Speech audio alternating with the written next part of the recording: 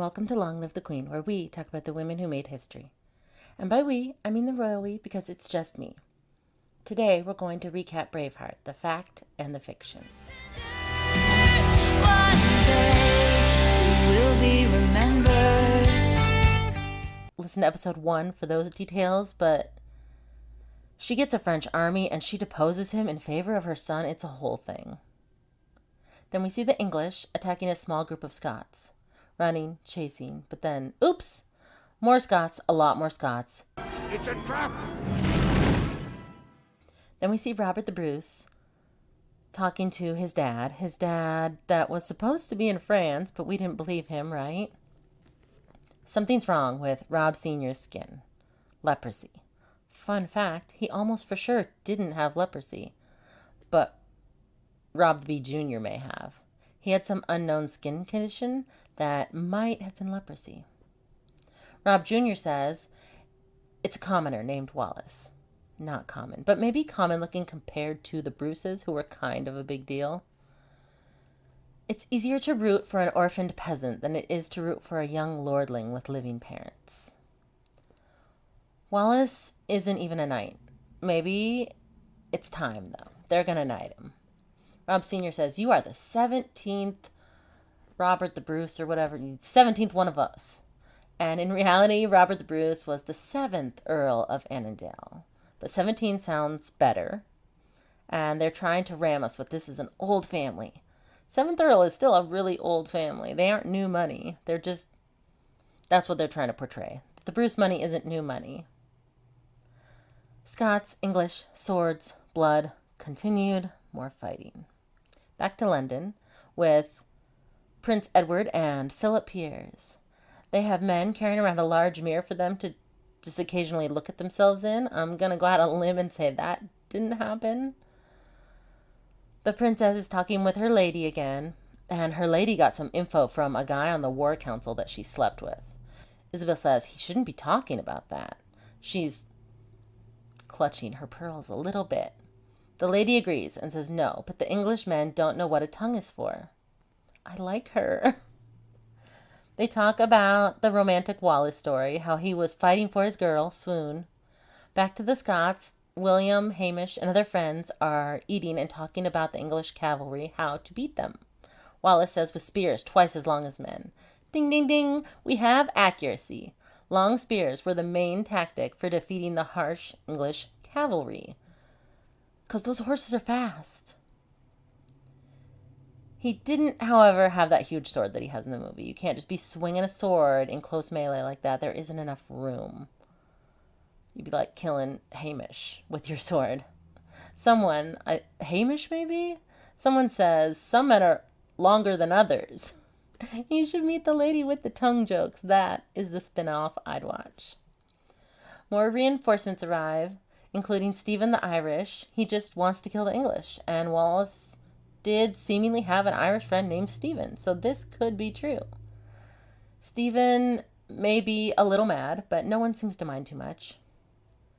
Runners return with info. Robert the Bruce won't commit, but the Highlanders will, in droves of hundreds. They are ready for war, but they are also outnumbered, 3-1, and the English have 300 cavalry. The Scots see the English across the field, and they are indeed outnumbered. The Scots start to walk away. This won't work, but then Wallace shows up with picked paint. The blue face paint may or may not have been what the Pictish people used. They probably did have some kind of blue face paint or tattoos. They were named the Picts because of a Latin word meaning the painted people. But they had been gone now for hundreds of years. So it was a bit odd for that time period. And remember, their kilts are futuristic. So, like, if you showed up as a Scot looking like that, you'd be looking crazy. Past face paint and futuristic clothing. Back to our modern analogy, imagine if someone showed up in a powdered wig, but also dressed like Xenon girl of the 21st century. It makes no sense, but it looks cool in Braveheart. Someone says, William Wallace. Someone else says, it can't be. He isn't tall enough. And then we get the Braveheart speech, the famous one. Sons of Scotland. William Wallace is 7 feet tall. They may take our lives, but they may never take our freedom. Everyone cheers, and they are all back in. It was very inspirational. We see the English say, "They seem quite optimistic to me. That guy should join my spin-off. This is a show I would watch." Then there's a parley on the field. Wallace says he's going to join to pick a fight. But in reality, Wallace was not looking for a fight at that battle. He was laying low and trying to avoid the battle. But he was caught by Edward's army.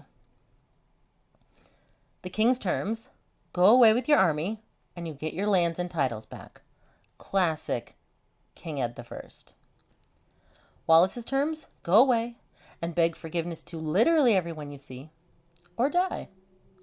So, no agreement at the parley. It's going to be a fight. Battle plan: large spears, much flanking. We get a Catholic prayer. In nomine Patris et Filii et Spiritus We know it is, Sancti. even if we aren't Catholic, because we hear in nomine Patris et Filii et Spiritus Sancti. That's the typical Catholic movie prayer. In the name of the Father. Bagpipes from the future. Arrows, shields, release the English cavalry. They have lances. Hold, hold, hold, hold.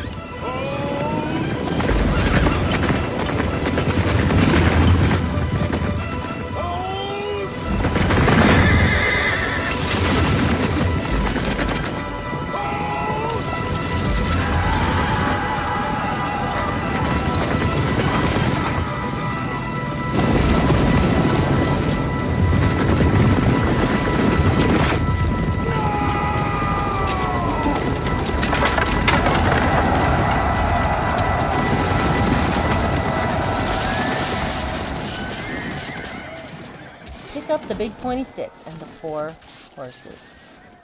But it probably did happen something like that. So justice for war horses. Then they charge. Ah, ah, ah, ah. Blood, swords, axes. Ouch. I just wrote ouch. Remember the battle plan? Flanking? And the flankers arrive. And the English are surrounded. Ew, axe to the chest. So much blood and beheading. Everyone seems to be dying.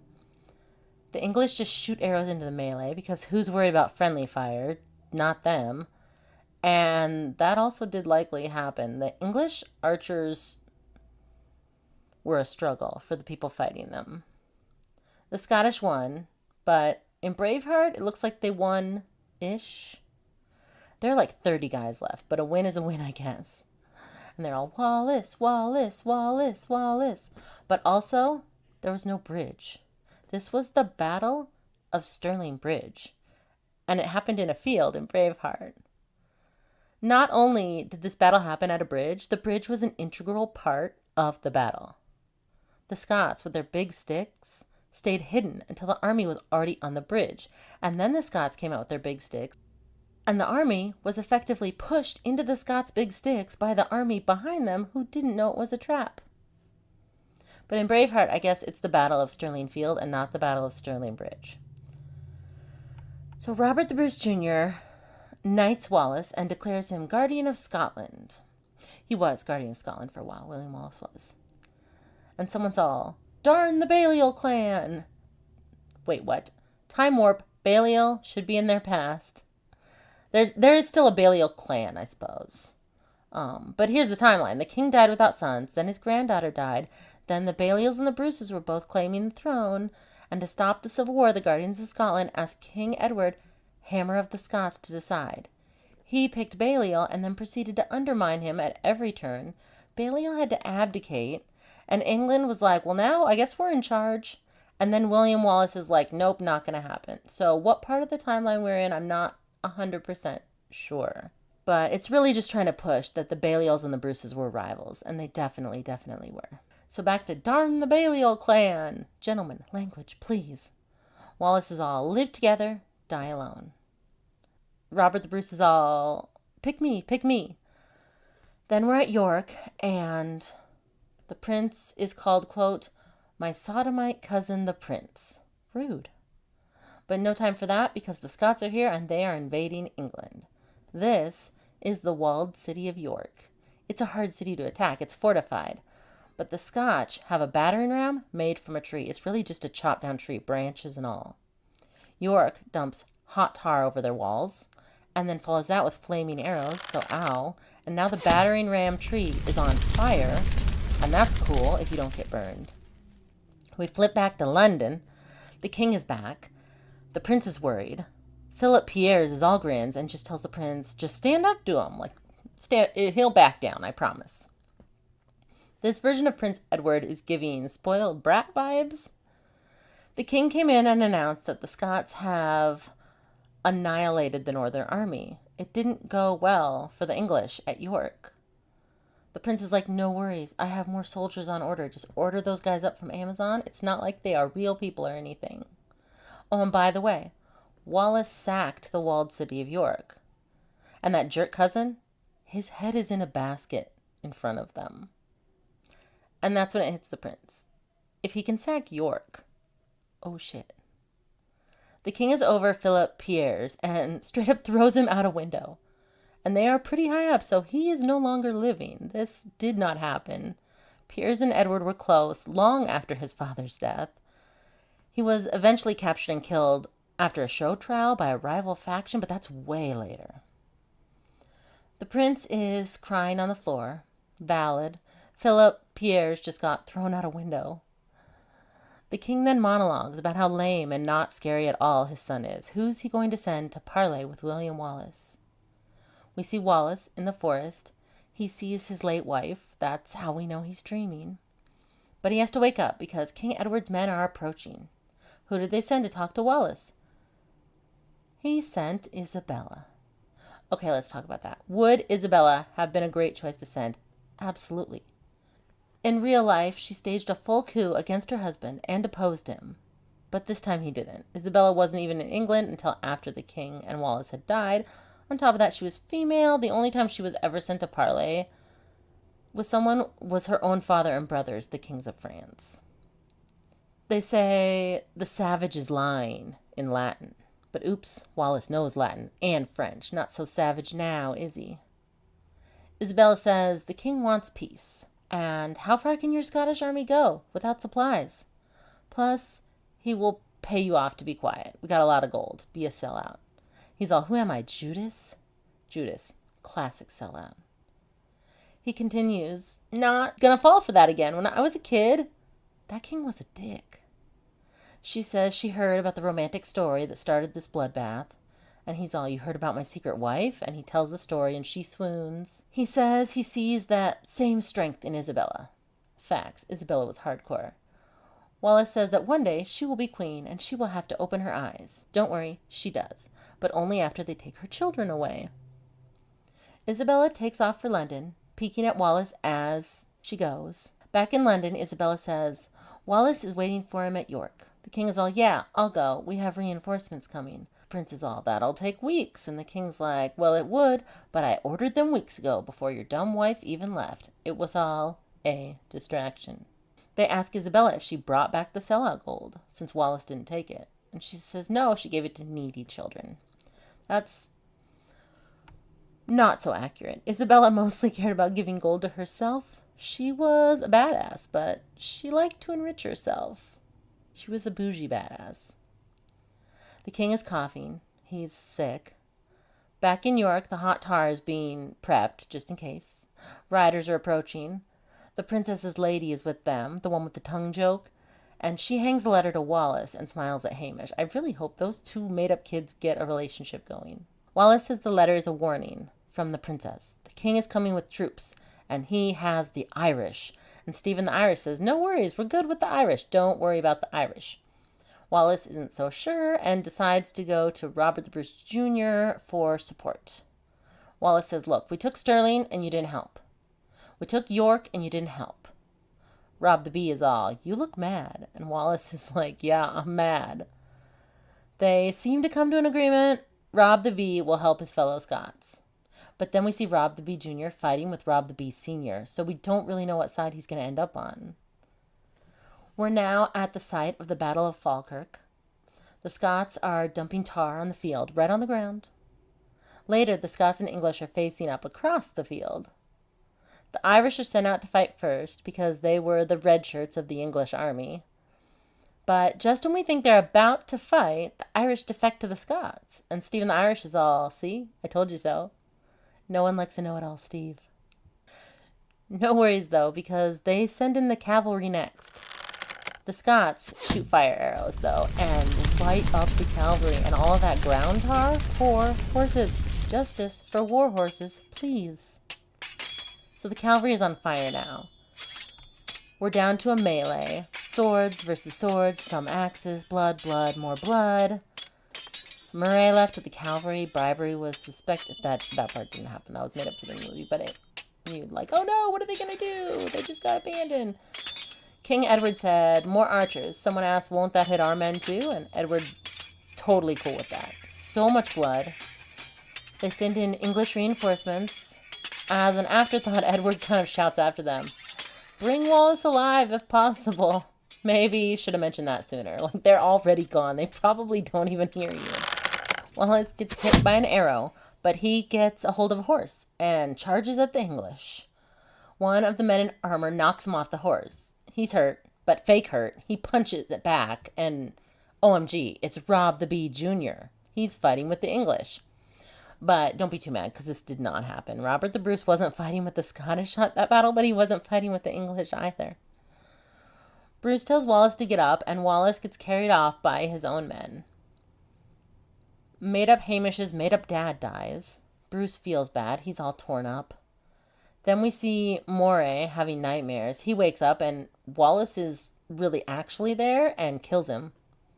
Also, that part was made up for the movie. Robert the Bruce is pretty sure he's going to get killed next because Wallace is mad. We then hear the rumors spreading about Wallace. He killed 50 men. No, 100. Like Moses through the Red Sea. They decide to send the princess again. If the Scots kill her, then France will be mad at the Scots. So silver lining. Wallace goes to meet the English, but traps them inside and just lights the building on fire. Harsh. Then we see the princess alone in a hut, and Wallace shows up. He says, thanks for warning me, but why did you warn me? And she says, because of the way you're looking at me. Then there's implied banging. And Rob the Bee Sr. looks worse, and King Edward sounds worse. The dads are not having a good time of it in this movie at this point. Wallace gets a message to meet Bruce. Hamish and Wallace argue. It's a trap, it's not a trap, it's a trap, it's not a trap. Wallace decides to go, and we see Robert the Bruce, and he jumps down off that table with the knees of a 25-year-old. He goes out to meet Wallace, and everyone looks around. Sus. They all look like something's up, and they take Wallace down. It was a trap. But Rob the Bee Jr. didn't know, so now he's real mad. His dad ordered the whole takedown. This did not happen. The Bruces weren't there when Wallace was captured. Totally different guy captured Wallace. William Wallace is captured and charged with treason. They tell him to confess or there will be pain. That doesn't sound like much of a choice, but he didn't confess. Isabella wants Wallace to confess. No, please, no, please, no, please. No. They can't agree. So Isabella decides to tell the dying king she's pregnant with Wallace's baby. None of this happened either. Wallace died 2 years before Edward, and Isabella came to England after that. She never even met Wallace, who was dead before she even turned 10. William Wallace shows up for his execution. I'm not going to go into being hung, drawn, and quartered, but it's pretty brutal, and that's what's about to happen to Wallace. Unfortunately, this is completely accurate. His head was mounted on London Bridge. Bruce is all, now that Wallace is dead, you should support me, and I'll finish the job. And they do. The ones that survived end up going, a lot of them, to Bruce. And somehow, we completely left out that the King of England had Robert the Bruce's sisters, wife, and daughter captured for a total of 8 years. One of his sisters being held in a public cage. They left that out of the movie completely. Then we hear Wallace in a voiceover. In the year of our Lord, 1314, patriots of Scotland, starving and outnumbered, charged the fields of Bannockburn. They fought like warrior poets. They fought like Scotsmen and won their freedom. The end. I hope you enjoyed this recap of Braveheart, the fact and the fiction. Heavy on the fiction. Hopefully that wasn't too much of a disappointment. to find out that it's mostly just a made-up story. Don't forget to share with friends, like, or subscribe. Long live to all the queens out there, and until next week, bye. We will be remembered.